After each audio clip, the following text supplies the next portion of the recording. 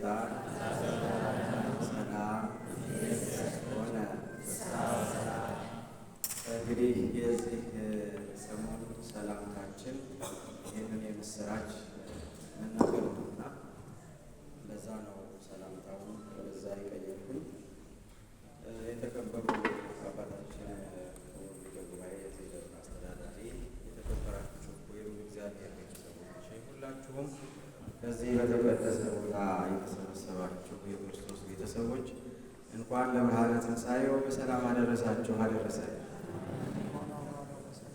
ደግሟችኋል ማለት ነው። እንኳን ለብርሃነ ትንሣኤ አደረሳችሁ። አዎ፣ ምክንያቱም እንድናመሰግን ነው፣ ለሌላ ብዬ አይደለም። እንኳን አብሮ አደረሰ፣ እንኳን አደረሳችሁ። ለዚህች ዕለት ለዚህ ሰዓት ያደረሰን አምላካችን እግዚአብሔር ስሙ የተመሰገነ ይሁን። በበዛ ምሕረቱ ድካማችንን ሳይመለከት ስንፍናችንን ሳያይ በአባትነት ፍቅር እንደ ልጅ ተንከባክቦ ዛሬም ከነ ኀፍረታችን ከነ አደፋችን በቤቱ እንድንሰበሰብ ስሙን እንድንጠራ እንድናመሰግነው በፊቱ ቆመን ምስጋና ይገባሃል፣ ሞታችንን በሞትህ ስለሻርክልን እናመሰግናለን እንድንል ይህንን ሁሉ ዕድል የሰጠን ቸሩ አባታችን አሁንም ምስጋና ለሱ ይሁን። ዛሬ ትንሣኤ ነው።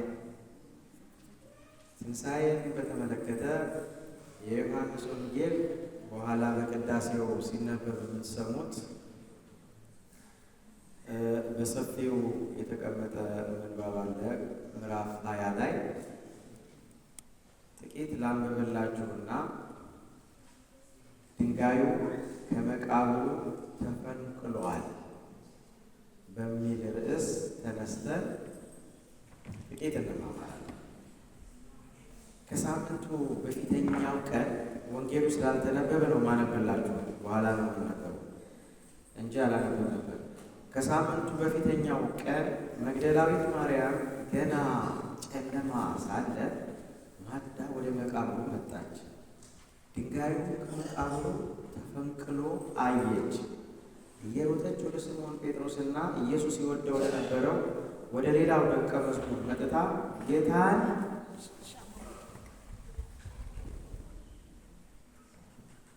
ጌታን ከመቃብር ወስደውታል፣ ወዴት እንዳኖሩት አናውቅም። ልብ በሉልኝ፣ እዚህ ጋር በኋላ ስለምንነጋገር ጌታን ከመቃብር ወስደውታል፣ ወዴት እንዳኖሩት አናውቅም አለቻቸው። ስለዚህ ጴጥሮስ እና ሌላው ደቀ መዝሙር መጥተው ወደ መቃብሩ ሄዱ። ሁለቱም አብረው ሮጡ። ሌላው ደቀ መዝሙር ከጴጥሮስ ይልቅ ፈጥኖ ወደ ፊት ሮጠ። አስቀድሞ ከመቃብሩ ደረሰ። ዝቅ ብሎ ቢመለከት የተልባ እግሮች ተቀምጦ አየ፣ ነገር ግን አልገባም። ስምዖን ጴጥሮስ ተከትሎ መጣ፣ ወደ መቃብሩ ገባ። የተልባ እግሮች ተቀምጦ አየ። ደግሞም በራሱ የነበረው ጨርቅ ለብቻው በአንድ ስፍራ ተቀምጦ እንደነበር እንጂ የተልባ እግሮቹ ጋር ተቀምጦ እንዳልነበር አየ።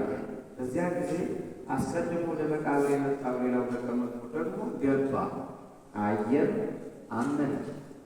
ከሙታን ይነሳ ዘንድ እንዲገባው የሚለውን የመጽሐፉን ቃል ገና አላወቁም ነበርና ደቀ መዛሙርቱ ወደ ቤታቸው ሄዱ። ዛሬ ትንሣኤውን ስናከብር በትንሣኤው ውስጥ የምናያቸው ብዙ ነገሮች አሉ። በትንሣኤው ቀን ለእኛ ለክርስቲያኖች እንደ ምሰሶ ሆነው የሚያገለግሉ ነገር ግን በዚያ አስጨናቂና በዚያ ከባድ ጊዜ ብዙ ነገሮችን ተቋቁመው የመጨረሻውን ነገር ለማየት የቻሉ ሰዎችም አሉ። የክርስቶስ ትንሣኤ ሁል ጊዜ በየዓመቱ ስለምናከብረው የክርስቶስ ትንሣኤ ብቻ ብለን የምናልፈው አይደለም። የክርስቶስ ትንሣኤ የሁላችን ትንሣኤ ነው። የክርስቶስ መነሳት የሁላችን መነሳት ነው። የክርስቶስ ሞትን ድል መንሳት የሁላችን ሞትን ድል መንሳት ነው። ምክንያቱም ክርስቶስ ሥጋን የለበሰው የኔና የእናንተን ነውና።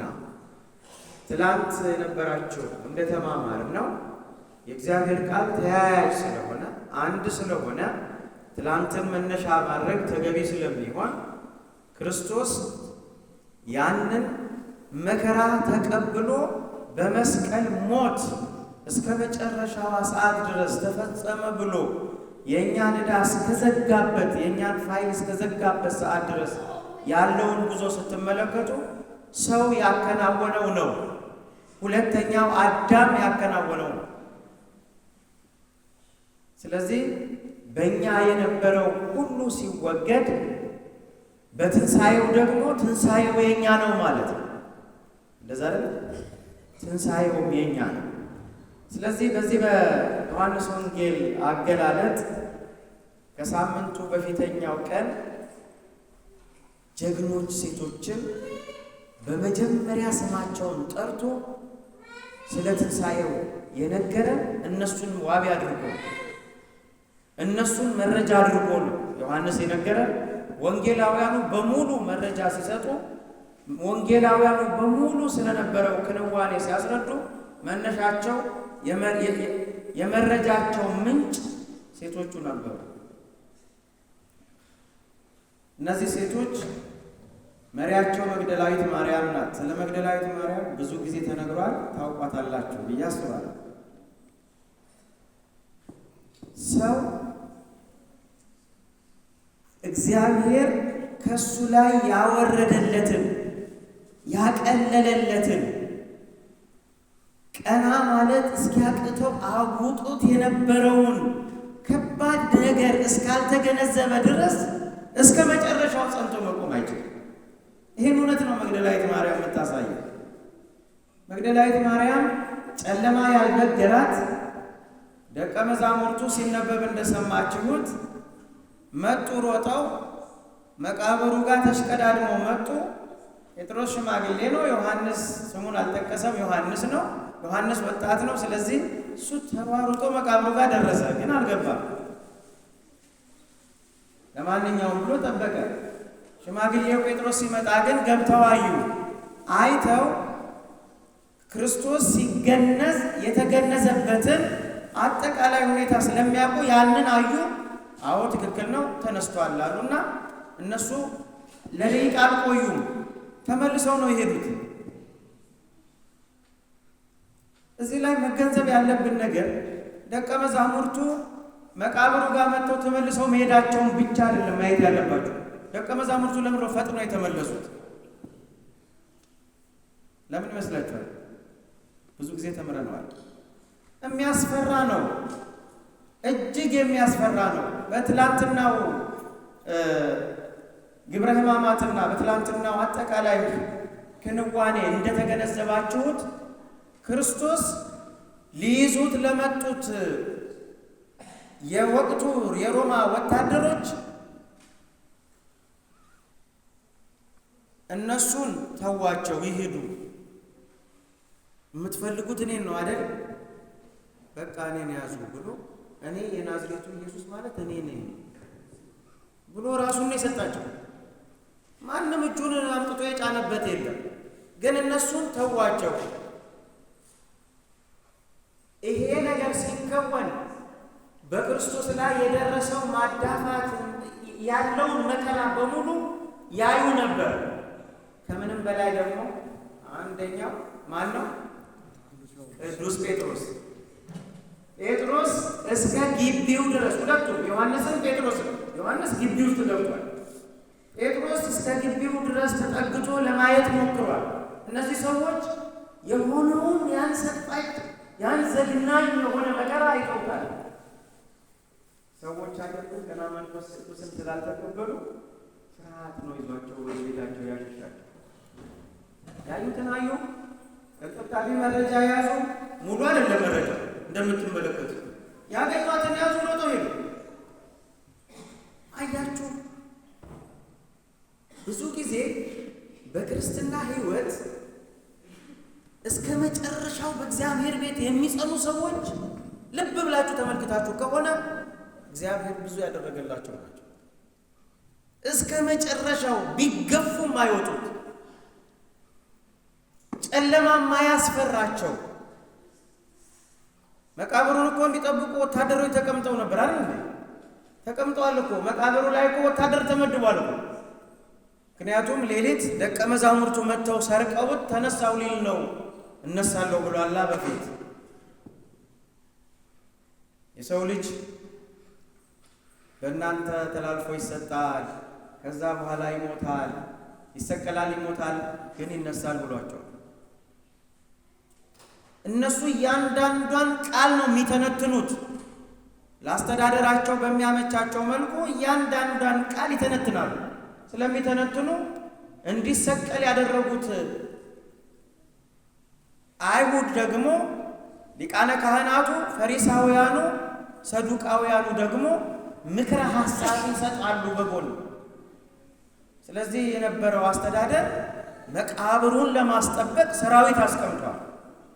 የሚያስፈሩ ሰራዊት አስቀምጧል። ስለዚህ ደቀ መዛሙርቱ ያገኟትን ይዘው ሄዱ። ለመግደላዊት ማርያም የሚታሰብ አልነበር። ለዚህ ነው ብዙ ያልተደረገላቸው ወይም ብዙ እንዲደረግላቸው ያ ሸክም እንዲወርድላቸው የማይፈልጉ ሰዎች እግራቸው ይመላለሳል፣ እስከ መጨረሻው ግን አይጸኑም። እግራቸው ይመላለሳል፣ አይጸኑም። መግደላዊት ማርያም ጨለማውን፣ እነዚያ ጠባቂዎችም ሌላም ምናልባት መቃብሩን ሊሰልሉ የሚመጡ ሰዎች ቢኖሩ እንኳ እሱ የእሷ ጉዳይ አልነበረም። የተደረገላት ነገር ከዛ በላይ ነው። ኃጢአትሽ ተሰርዮልሻል የተባለች ሴት ናት። ኃጢአትሽ ይቅር ተብሎልሻል የተባለች ናት። ብዙ ጊዜ እንደምትገነዘቡት በመንፈሳዊ ሕይወት ብዙ ገጭጓ አለ፣ ብዙ ወደፊት ወደ ኋላ አለ፣ ብዙ ውጣ ውረዶች አሉ። ነገር ግን በዚያ ውስጥ አልፈው ያን ሁሉ ጥሰው ሄደው ፊት ለፊት የምታገኟቸው፣ እስከ መጨረሻው በርትተው የምታገኟቸው፣ ሲያስቀድሱ የምታገኟቸው፣ ሁሉን ነገር ሲያደርጉ የምታገኟቸው ክርስቶስ ብዙ ያደረገላቸው እንዳደረገላቸው የተገነዘቡ ናቸው። እነዚያን ማንም አይነቀንቃቸው። የፈለገ ያሉባልታ መዓት ቢዘንብ፣ የፈለገ ወጀብ ቢነሳ፣ ምንም አይነት ነፋስ ቢነሳ እግዚአብሔር ያደረገለትን ነገር ከዚያ ከአዳማዊው ዕዳ ጀምሮ በመስቀል ከተከፈለለት ዋጋ ጀምሮ በሕይወት ዘመኑ ሲኖር ሁሉ በእያንዳንዷ ቀን ይቅር መባሉን ያሰበ ሰው ከእግዚአብሔር ቤት አይወጣም። ከእግዚአብሔር ቤት አይወጣም፣ አይናዋወጽም። እንደ መግደላዊት ማርያም እስከ መጨረሻው ሰዓት ድረስ መቃብሩ ስር ቆሞ ይገኛል። በነገራችን ላይ መቃብሩ ስር ቆሞ የተገኘ ሰው አቤት ሲያስደስት ውጤቱ! በጣም ነው እኮ የሚያስደስተው። እያለቀሰች ሄዳ የነገረቻቸው ከመቃብር ወስደውታል። ድንጋዩ ተፈንቅሏል። የት እንዳደረጉት አናውቅም። እዚህ ላይ ግን አንድ ነገር ልብ በሉ። መግደላዊት ማርያም ብቻዋን ሄደችው። ለደቀ መዛሙርቱ የነገረችው ማናት? መግደላዊት ማርያም ናት። ግን ስትናገር ምን ብላለች? ምን ብላለች? ድንጋዩን ከመቃብሩ ፈንቅለውታል። ወዴት እንደወሰዱት አናውቅም። ምን ነው የሚያሳያችሁ? እሱ እኔ ብቻ አይደለሁም፣ ሌሎች እህቶች አብረውኛሉ አይደል? አናውቅም። እኛ ብንሆን እኔ አላውቅም፣ እኔ ብለን ነው የምናወራው አይደል? አንድ ነገር ለማድረግ እኔ ብለን ነው። እንኳን እንዲች አይነት በረከት ተገኝታ እኔ ብለን ነው። መግደላዊት ማርያም ብዙ ነው ትምህርቷ፣ ብዙ ነው በመግደላዊት ማርያም ሕይወት ውስጥ የምንማረው። እና መቃብሩ ተፈንቅሏል። በመቃብር ውስጥ ምንም የለም። እንደምታውቁት ትንሣኤን ለማየት ምን አሳልፈናል? እንድንጨርስ ምን አሳልፈናል? ሕማማትን አሳልፈናል። አይዟችሁ፣ በማንኛውም ጉዳይ፣ በማንኛውም ሕይወት በምትኖሩት ኑሮ፣ በውጣ ውረዱ፣ በምትሰሩት ስራ፣ በሚያስጨንቃችሁ ነገር ሁሉ ትንሣኤ አለ። ትንሣኤ አለ። ትንሣኤውን ስታስቡ መርሳት የሌለባችሁ ነገር ምንድን ነው? የሚደርስባችሁ ሕማማት ግን ግድ ነው። ሕማማቱን ሳታልፉ ትንሣኤ፣ ግርፋቱን ሳታልፉት ትንሣኤ የለም፣ ደስታ የለም። መቃብሩ ተፈንቅሏል። ያ ሁሉ የከበደኝ የጨነቀኝ ሰማይ ተደፍቶብኝ የነበረበት ሂደት ከላይ ላይ ወርዷል። የት እንደገባ አላውቅም የምትሉበት የምንልበት ቀን አለ አለ። ክብር ለሱ ይሁን። ይሄን ያደርጋል በእያንዳንዱ ሕይወታችን። ይሄን የሚያደርገው አምላክ ጸንተን ስንገኝ፣ በርትተን ስንገኝ፣ እስከ መጨረሻው የተደረገልን ከመጀመሪያው እስካሁኗ የዕለት ተዕለት በደላችን ይቅር መባላችንን እያሰብን በእግዚአብሔር ቤት በደጁ ጸንተን የተገኘን እንደሆን ነው። እግዚአብሔር በቤቱ ያጽናል። ትንሣኤያችንን ያቅርብልን። በየሁላችንም ውስጥ ያለው በየልባችን ውስጥ ተቀብሮ ተደፍኖ መውጫው የጨነቀንን እግዚአብሔር አምላክ ፈንቅሎ አውጥቶ ጥሎ በደስታ ይሙላል። እግዚአብሔር ሊያደርግልን ያሰበውን ሁሉ እንዲያከናውንልን ድካማችንን አይመልከትብን። እግዚአብሔር ይስጥልን። አብሮ ይሰማል።